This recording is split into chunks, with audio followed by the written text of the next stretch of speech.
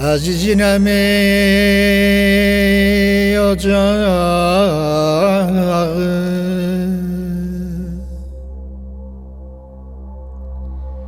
daim yansın ey ocağı.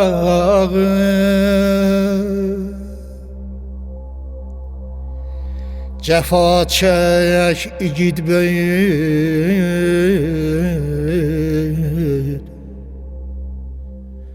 koy sönmesin ocağın aneynim aneynim o.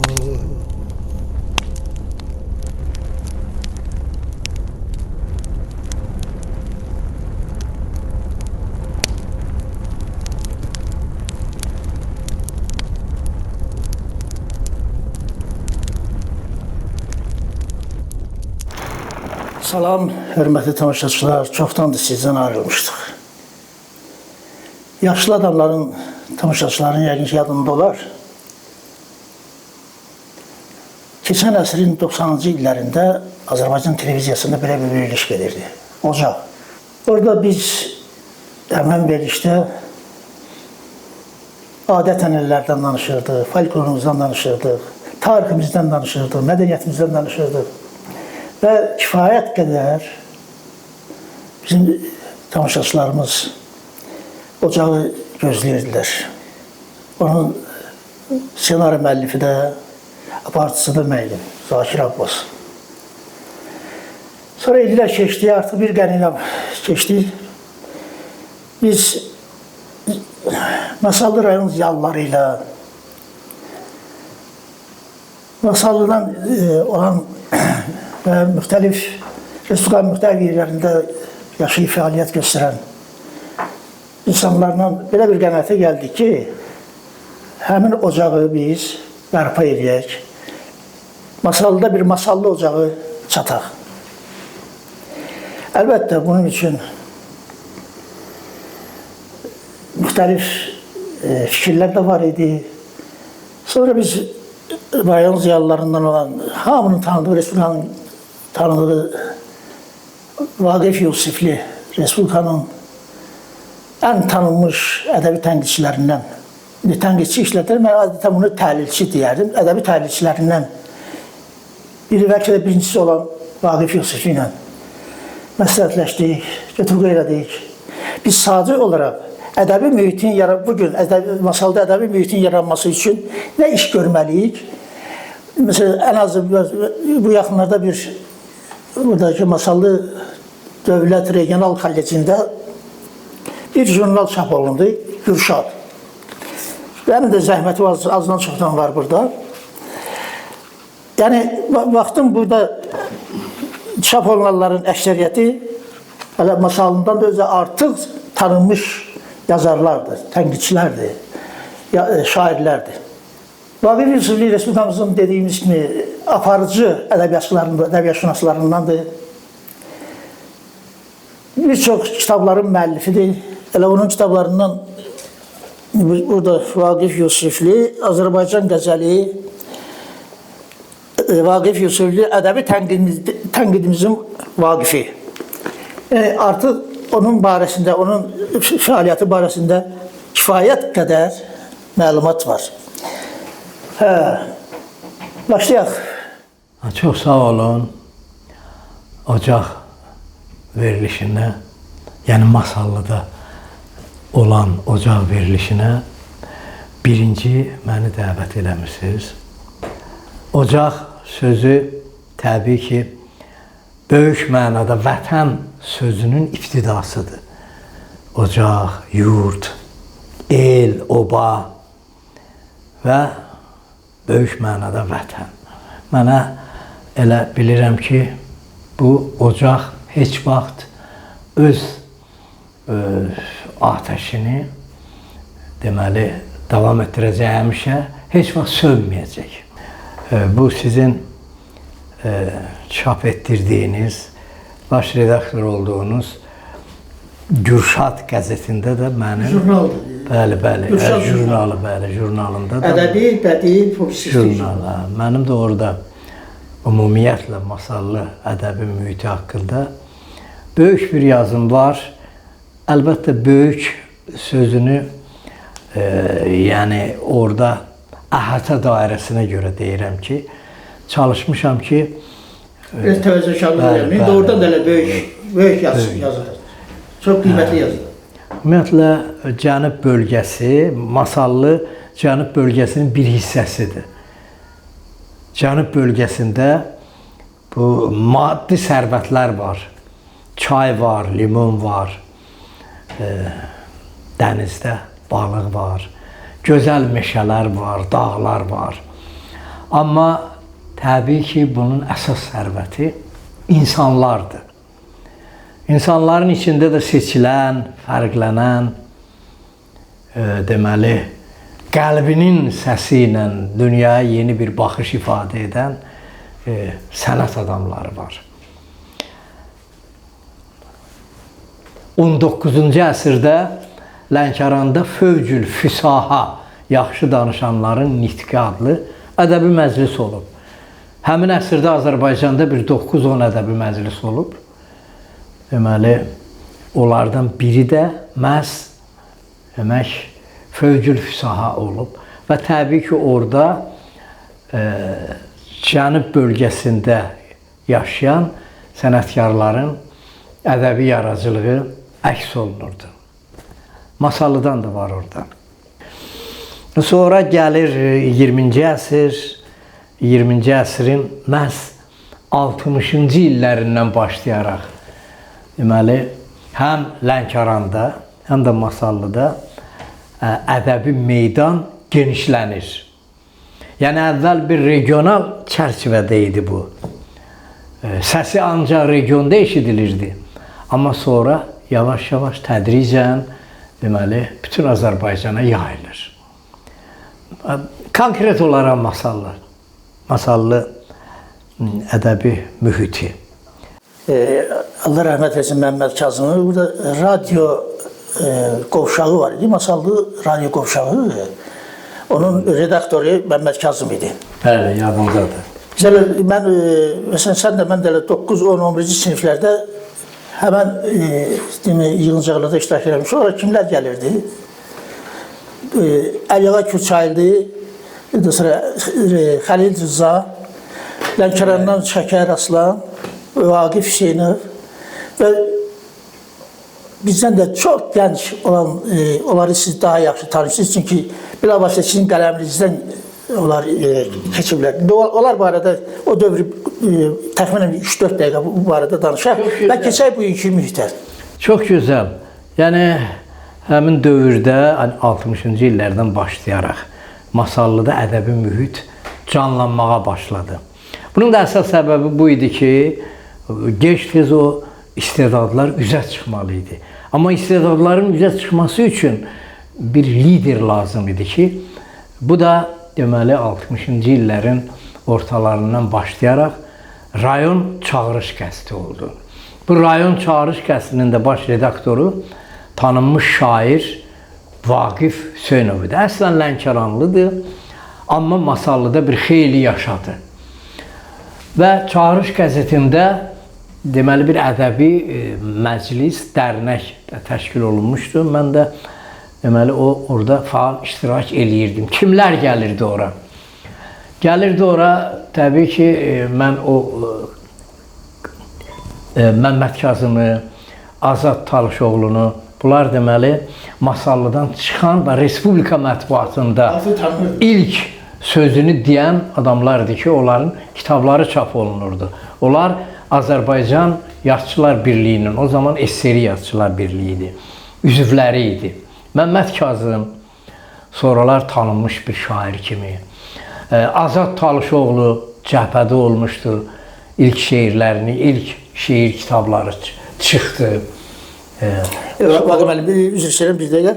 Məmməd Kazım, bəlkə də tamaşaçıların yadındalar, hünər verilişi ilə tanınırdı. Bəli. Hünər verilişi. Hünər verilişi ilə tanınırdı. Hərbi vətənpərvərlik mövzusunda həm şeirləri, həm də deməli nəsr əsəri, povesti çap olunmuşdu. Mən onun anadan olmasının 80 illiyi münasibəti ilə Bakıda keçirilən tədbirdə və sonralarki tədbirlərdə də iştirak eləmişəm. Daha sonra yəni Masallıda həmin dövrdə məsələn deyək ki, Xırmandalıdan Xodakərim Fərzəliyev var idi, gəlirdi, iştirak eləyirdi. Qızlabar kəndindən Xanəli Ağayev iştirak eləyirdi. Boradyadan, Ərkivandan və indi də o dəstədən yalnız yeganə sağ qalan, yəni həmin mənim gördüyüm dəstədən. Mən gedirdim uşaq kitabxanasına, uşaq kitabxanasında əyləşirdilər onlar, şeir oxuyurdular, sonra müzakirə eləyirdilər. İndi orada bir Xanəli Ağayevin yaşı artıq 90-a çatır və bir də çox istedadlı bir gənc, çox təəssüf ki, öz yaradıcılığına münasibətdə biganə olan Tahir Qurban iştirak edirdi. 1968-ci il Azərbaycan jurnalının 2-ci nömrəsində və 1977-ci ildə Ulduz jurnalında fevral nömrəsində Tahir Qurbanın gözəl şeirləri çıxmışdır. Bu elə şeirlərdir ki, bunlara deməli ənənədən tamamilə uzaq metaforalar üzərində qurulan şeirlərdir ki... Musiqi də bəstələmişdi gələk, Səbir Ərəmsə. O musiqiçi deyildi, o həkim idi. Bilirsiniz ki, musiqiyə bəstələnən şeirlərdə əsasən heca vəznində yazılır. Bu da hecada yazırdı. Amma bunun şeirləri musiqili deyildi. Elə şairlər olub da, gözəl şairdir. Filan da məsələn Əli Kərim kimi bir şair cəmi 2 şeiri onun musiqiyə bəstələnib. Və belə sonraki illərdə də Əvəz Nəbioğlu'nun adını çəkə bilərəm. Çox təəssüf edirəm. Bu yaxınlarda vəfat elədi. Hələ tələbə ikən onun Azərbaycan jurnalında şeirləri çıxmışdı. Bax belə tədricən sonraki illərdə də, indi gəlirik bu tərəfə 70... Bəli,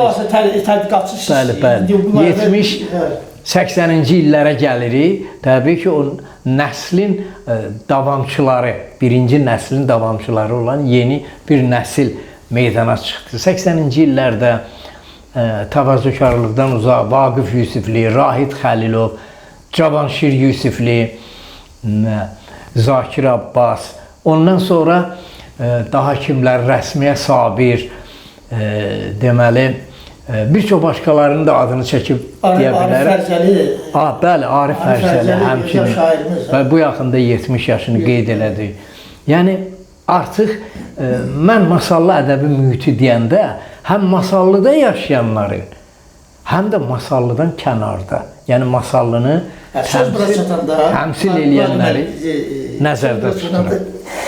Hələ sizin özünüzlə də söhbətdə, sonra Masallıda doğulub, Masallıda yaşayıb, sonra gedib Respublikanın paytaxtında və yaxud digər yerdə. Məsələn, bugünkü ədəbi mühitlə bağlı bir də görə ki, onlar elə bir ki, bunlara aid heç nə yoxdur. Burada hazır o mühit yaradılmalıdır. Sonra gəlməlidirlər, orada iştirak eləməlidirlər, belə qəbul olunmalıdırlar filan. Siz məsələyə biraz... Mən əlbəttə demək ki, sizin sözünüzə haqq verirəm. Yəni Bakıda biz yaşasaq da, şəxsən mən gəlirəm tez-tez Masallı ədəbi mühiti ilə maraqlanıram. Bəli. Var da, elələri var. Var, əlbəttə var. Mənim bir orta məktəbdə hazır kursunda dərs dediyim Loğman Rəşidzadə var. Sonra başqaları da var. Yəni demirəm ki, Loğman gəlsin, burada yeni bir məclis yaratsın. Hərənin öz işi var Bakıda. Amma yenə də hamı maraqlana bilər. Bəli, müəyyən bir hissəsi burada olar.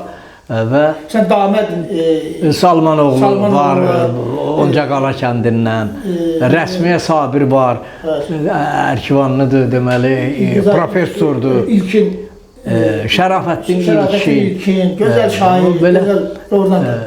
Özellikle 50'den yukarı onun şehirlerinden musiqi də bəstələnib, onu da deyim. Hə, çox gözəl.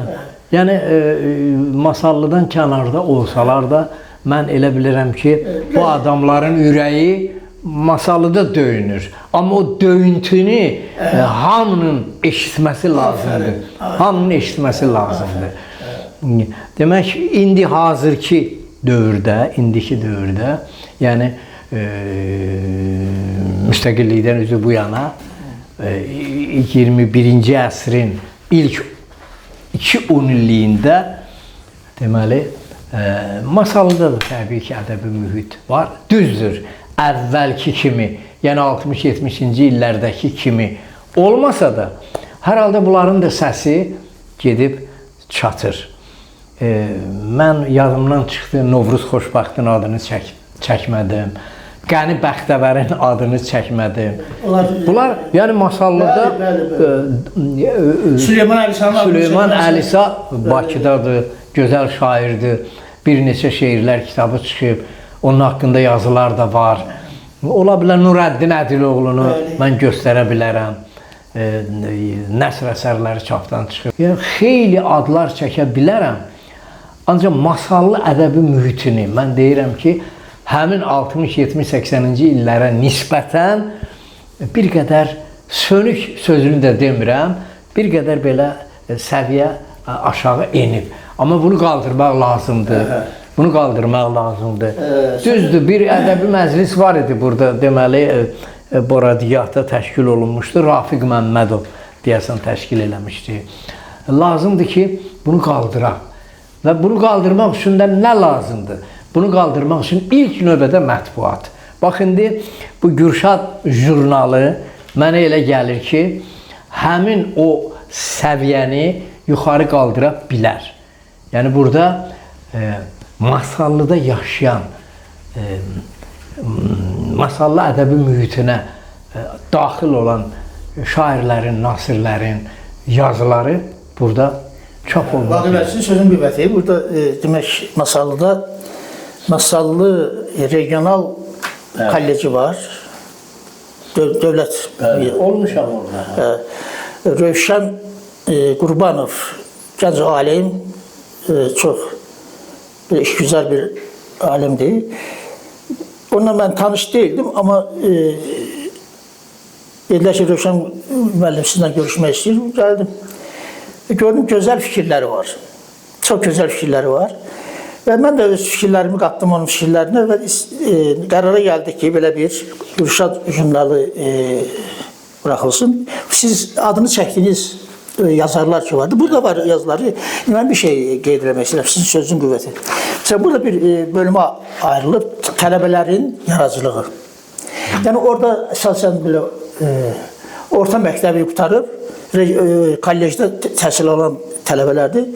Onda deyim ki, 800-ə yaxın tələbə var orada. 100-ə yaxın müəllim var orada. Əsl qaynar bir mühitdir. Sadəcə olaraq bu qaynar mühiti biraz canlandırmaq və harasa bunların yaddaşına çatdırmaq lazımdır ki, siz gözəl yaza bilərsiniz, gözəl işləyə bilərsiniz, mənəvi mühitinizi saflaşdıra bilərsiniz, rayonumuzun bədii demək, xəzinəsinə siz çox şey verə bilərsiniz. Bax, burada mən istərdim ki, tələbələrin adında şeyəm ki, onlar Ləman Hacıyeva, məsələn, Beşik nəğmələri müəllimdir. Beşik nəğmələri müəllimdir. Tələbə uşaqdır, belə balacadır. Amma indi mən hamısının təbii ki, adlarını ancaq çəkə biləcəm yazılarını. Bir də əmanət. Beşik nəğmələri müəllimdir ifadəsi hər şey deyir. Yəni, oxuculara da siz onu çox gözəl bilir. Əmanət yəni nə? Adicə bir ağac babası əkib, onu gəliblər sökmək istəyirlər, orada yol çıxacaqlar, kəsmək istəyirlər. Bütün kəndin cəmaatını, həmin qız uşağı yığır, bu mənim babamın mənə olan əmanətidir, siz bunu kəsə bilməzsiniz. Hələ burada ekologiya məsələsi, daha digər məsələlər sadəcə insanların təbiətə olan münasibətini, o tələbə uşağı, təxminən 18-19 yaşı var, olan münasibətidir. Siz özünüz oxumuşsunuz. Ədəbi gənclik deyilən bir məfhum var. Bütün şairlər, bütün sonralar tanınan nasirlər, şairlər, tənqidçilər, yəni bu ədəbi gənclikdən, ilk yazılarından gəlirlər ədəbiyyata. Bax, indi Masallıda o tələbələr varsa, onların yaradıcılığı varsa, onları inkişaf elətdirmək lazım. Burada vaxtımız yoxdur, amma məsələn, mən istərdim ki, hamısının adını qeyd edeyim ki, burada inciməsinlər bu 8 tələbə. Məsələn, Xumnaz Əliyeva özümə məktub, çox lirik bir yazıdır. esse deyərdim. Bir də gözlər danışanda. Bunlar ayrılıblar, uzun müddət filan təsadüfən görüşürlər. Ancaq bir-birinə salam deyirlər, amma bir müddət durub baxırlar. Yəni, balaca bir qız uşağının o cür təsvirlərlə verməyi, gözləri danışdırmağı, bütün tarixi, onların demək, həyat tarixini orada demiş olur. Mən müdaxilə eləmək istəmirəm. İndi adlarını çəkdiyiniz, yazıları haqqında da az-çox söhbət etdiyiniz. Rabilə İmamverdiyeва var burada. Bəli, bu müəlliflərin yazıları hələlik xamdır. Hələlik. Bunlar hələ külçə İnşallah da,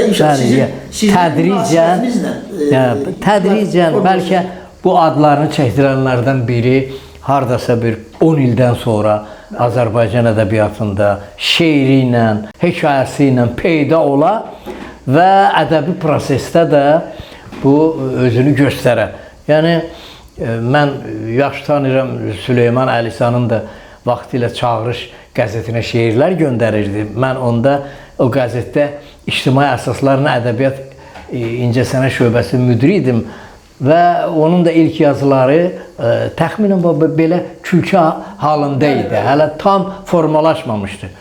Amma bilirsiniz, şairlik sənəti, jurnalistlik sənəti, ümumiyyətlə ədəbi yaradıcılıq imtahan məsələsidir. Çox çətin prosesdir. Gərək mütaliə dairən ola, geniş ola. Məsələn, bugünkü cavan şairlərin çoxu, deyək ki, klassik ədəbiyyatdan xəbərləri heç yoxdur. Müasir ədəbiyyatdan da oxuduqları... Bəlkə aftara biraz günah gəlib sizə də çatır. Yox, mənə heç bir şey çatmır. Mütaliə var, kitabxana var, gedib kitabxanadan kitab götürsünlər. Məsələn, bugünkü bu cavanların heç biri, mən sizi inandırıram, Füzulini tanımır, Nəsimini tanımır. Bəlkə heç Vahidi də tanımırlar. Bəlkə müasir şairlərimiz ona görə də oxumaq lazımdır. Mütaliə etmək lazımdır.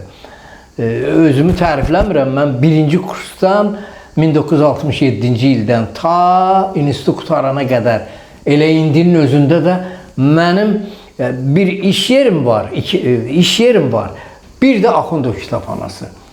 Mütaliə olmalıdır. Mütaliəsiz deməli heç kəs birdən-birə dahi olmur.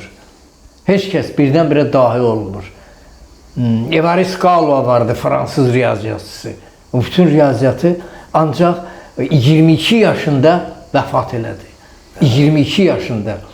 Bizdə də məsələn cavan ölən şairlər var. Bizdə məsələn artıq Respublika sənədlərindən kənarda tanınan şairlərimiz, filosoflarımız var. Siz bayaq qeyd edəcəksiniz. Rahid Ulusel, sonra Əlişirin Şükürlü. Əlişirin Şükürlünü çox yaxşı tanıyıram. Çox gözəl. Xüsusilə biz xanım şairəmiz, Rəsmiyə Sabir. Bütün Türk dünyasında bu tanınan bir şəxs. Tanınan bir şair. Özdəki elmlər doktor, özü iqtisadçıdır. Özü iqtisadçıdır, amma böyük bir poetik bir xəzinə yaradır. Bu şairlik, bu ədəbi yaradıcılıq elə bir şeydir ki, məsələn, Çexov həkim idi. Məmməd Arad coğrafiya müəllimi olub. Neçə adlar çəkə bilərəm ki, o bədii yaradıcılıq elm başla bağlıdır. Düzdürmü? Amma bədii yaradıcılıq ürəklə bağlıdır. Amma ürək də həmçinin başla vəhdətdə olmalıdır. Demək olaraq, bunları necə birləşdirək? Yolu verdi bunun. Sizin belə... Mən onların hamısına uğurlar arzulayıram. Şəxsən mənə kim müraciət eləsə, mən onun yazılarını təhlil eləyə bilərəm. Sonra onun yazılarının çap olunub-olunmamasına, yaxşı yazılıbsa kömək də eləyə bilərəm. Nisbətən Ədalət qəzetində, Credo qəzetində, Ədəbiyyat qəzetində o yazılar əlbəttə diqqəti cəlb eləyirsə, o yazıda deməli bir partlayış varsa, o yazıda heç kəsin deyə bilmədiyi təşbihlər, metaforalar, bədii təsvir vasitələri varsa və həm də ənənəvi mövzuya təzə bir baxış varsa, O Sizin bu çıxışınızda bir deyək ki, gənc yazarlardan var. Deyir ki, fikirləşir ki, bu Vaqif müəllimlə mən necə eləyim, necə görüşüm. Sizin bir elektron poçtanız yardımcı var, eləmi? var əlbəttə. Ora müraciət edə bilərlər, öz yazılarını göndərə bilərlər, eləmi? Baxmayaraq sizin işiniz çoxdur, Elmdar Akademiyasında işləyirsiniz. Yaşım o vaxt deyil ki, Yaşı söhbəti eləməyək. 30-40 il bundan əvvəl mən bir gecəyə bir kitabı oxuyub yazı yaza bilirdim. Amma indi çox çətindir. Yaş söhbəti eləməyək. Yox, Orada yaşdan danışır, müəllim. Yaşlar, onlar hara göndərsinlər? Sizə də verə bilərlər, mənə çatdıra bilərsiniz. Ya bu mərhəmət Lələyevə də verə bilərlər, mənə çatdıra bilərlər. Vaqif müəllim, burada demək Cənubun Səsi portaldır da. Burada çox istedadlı, öz işindən bilən mütəxəssislər var. Və sağ olsunlar. Bax, bugünkü verilişinizin iş nömrəsini də onların təşəbbüsü ilə oldu. Ha, onu da sizə deyim. Bu mənim yox. Onların təşəbbüsüdür.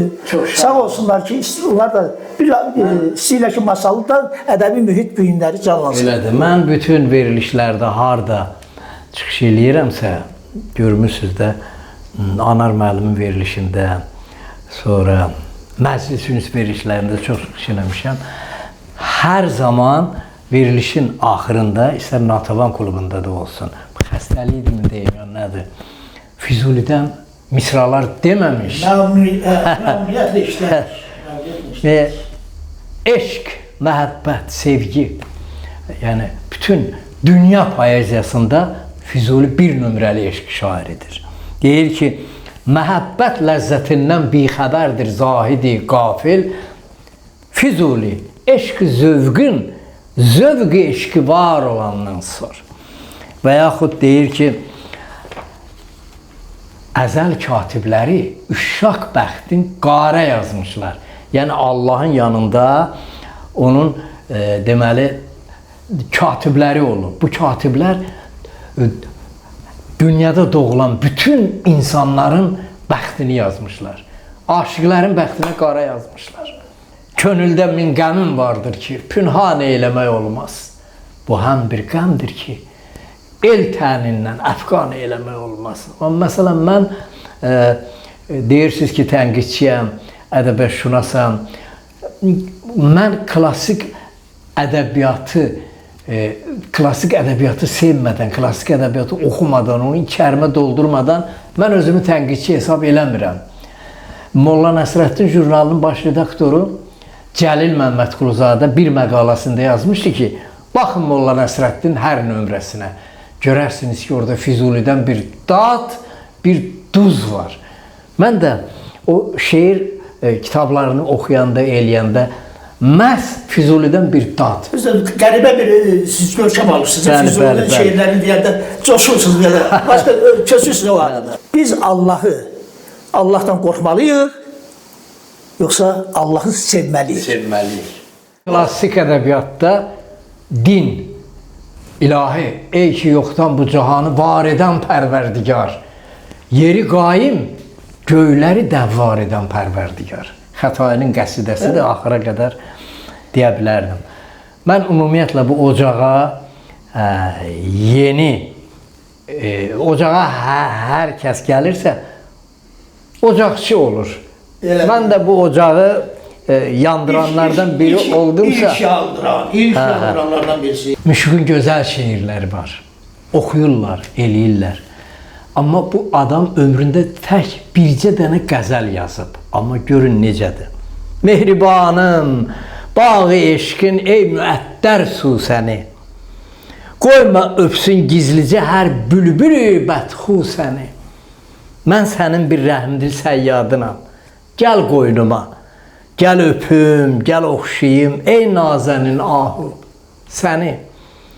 Sızlayan mən, ah edən mən, bilməzəm, amma niçin həp sıxar ağuşuna, gah o səni, gah bu səni. Toplayıb giysuyi zərrin tarını çıxsan çölə, əl çəkər aydan fələk, yalnız tanır mehru səni. Müşfiqa, İqlimi sevdadan ziyanın yox, fəqət tir-i müjganı ilə yıxdı bir kəman əbri səni. Burada çoxlu ərəb fars sözləri var. Bəlkə də indi bizi dinləyənlərdən çoxu bu sözlərin mənasını bilməyəcəklər, amma bilən biləcək. Bilən biləcək. Yəni mənim arzum budur ki, kim ədəbiyyat aləminə daxil olursa, şair, xüsusilə şairlərə lazımdır ki, klassik ədəbiyyatı oxusunlar. Füzulini bu saat heç bizim ədəbiyyat müəllimlərimizin 95%-i dərk eləmir. Çünki Füzuli alt qada gedir. Füzulinin hər beytində nə qədər məna var.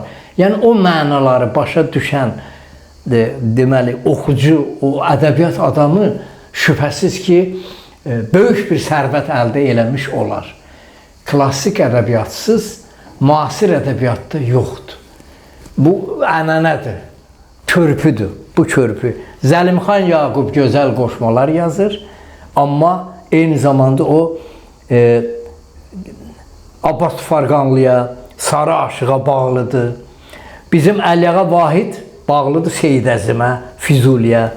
Bizim bütün bu müasir şairlərimizin hər biri də deməli özündən əvvəlki ənənəyə bağlıdır. Məsələn, mən tənqidçiyəm.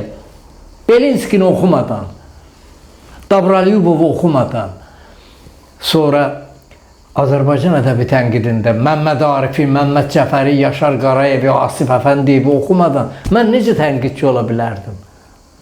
Və Zakir müəllim də həmçinin bizim böyük deməli ədəbi ənənədən gələn o publisistik yazıçıları, insanları oxumadan toplamaq lazımdır da. Toplamaq lazımdır ki, sən özün də bu çərçivədən çıxasan, o ənənə novatorluğundan əvəz oluna. Təzə bir söz deyəsən. Sergey Yesenin sözü var. Bəli, şair olmaq odur ki, gərək pozmayıb həyatın ilk qanununu öz damarlarından qanı çəkərək vurub istədəsən özgə qanunu. Əgər mənim sözüm başqasının içine girmirsə, başqasının daxili dünyasına yol tapmırsa, şairin bir sözü, bir şeiri əgər başqasını oyandırmırsa, sevgi şeiri ya vətənə aid şeirlər, o deməli sevilə bilməz. Bax, bu da ədəbiyyat, budur sənət, bu qədər. Çox sağ ol, ustad.